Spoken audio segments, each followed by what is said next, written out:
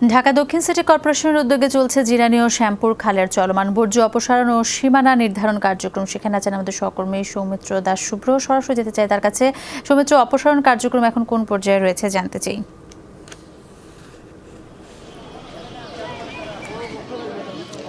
অপসারণ কার্যক্রম শুরু হয়েছে কিছুক্ষণ আগে। ঢাকা দক্ষিণ সিটি কর্পোরেশনের মেয়র শেখ ফজলে তাপস তিনি পরিদর্শনে আসেন এবং এই কার্যক্রম সার্বিকভাবে ঘুরে দেখেন। প্রথমে তিনি জিরানী খালে যান এবং তারপরে তিনি শ্যামপুরের এই খালে এখানে আসেন এবং কয়েকদিন আগে স্থানীয় সরকার মন্ত্রণালয়ের মাধ্যমে ওয়াসার থেকে খালগুলো সিটি কর্পোরেশনের কাছে হস্তান্তর করার পর, অর্থাৎ মালিকানা এবং দেখভাল তত্ত্বাবধান এইসবের দায়িত্ব সিটি কর্পোরেশনকে দেওয়ার পরে এই প্রথম কিন্তু এই কার্যক্রম শুরু, অর্থাৎ খালগুলো দখলমুক্ত করার।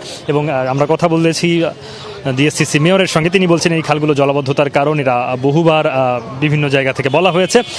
তো যেহেতু জলাবদ্ধতা ঢাকাবাসীর জন্য অভিশাপ হয়ে আসে, তারা চাইছেন এই খালগুলোকে দখলমুক্ত করে সেই জলাবদ্ধতার অভিশাপ থেকে ঢাকাবাসীকে মুক্তি দিতে। এবং আমি জানতে চেয়েছিলাম যে কবে নাগাদ ঢাকাবাসী অভিশাপ থেকে মুক্তি পেতে পারে।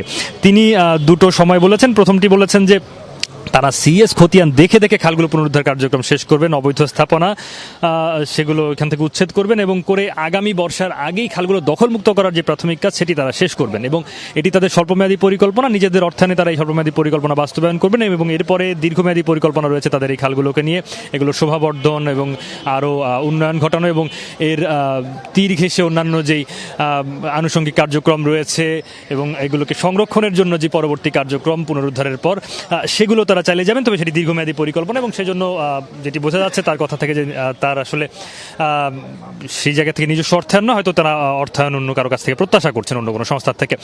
তবে আরেকটি যে বিষয় যেটি তিনি বলেছেন যে যদি প্রাথমিকভাবে তারা এই দখলমুক্ত করার কাজটি সেরে ফেলতে পারেন, হয়তো 2 বছরের মধ্যে ঢাকাবাসীকে তারা জলাবদ্ধতার যেই অভিশাপ, জলাবদ্ধতার যেই ভোগান্তি সেটির থেকে মুক্ত করতে পারবেন।